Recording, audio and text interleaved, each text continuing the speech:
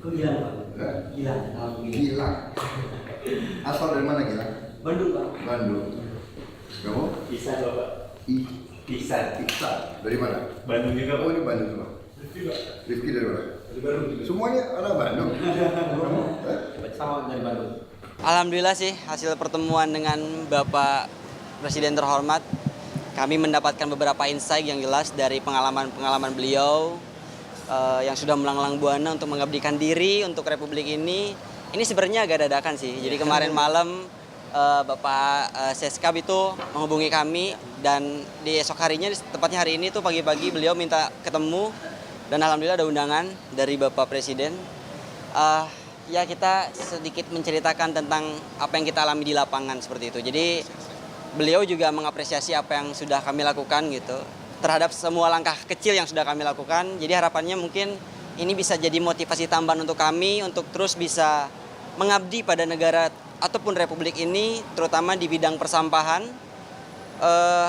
Harapannya dengan adanya undangan ini itu bisa menjadi contoh ataupun pengingat untuk seluruh pemuda yang ada di Indonesia agar bisa lebih aware, agar bisa lebih lagi peduli terhadap lingkungan, karena lingkungan juga yang memberikan kita kehidupan gitu.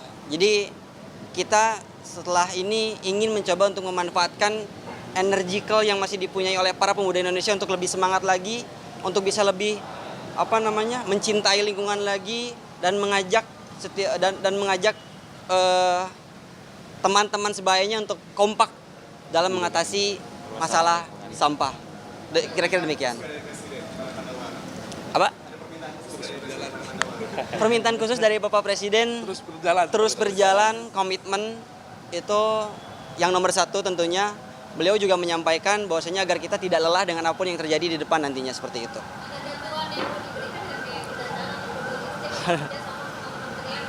Waduh, kalau itu belum sejauh itu kami kira, dan harapannya sih kita yang terpenting adalah kesadarannya itu loh. Jadi antara memang swasta, individu ataupun government itu bisa bersinergi untuk menyelesaikan masalah ini, karena masalah lingkungan di Indonesia itu sudah cukup kompleks. Jadi tidak mungkin gerakan ini dilakukan kalau tidak masif dan intensif seperti itu.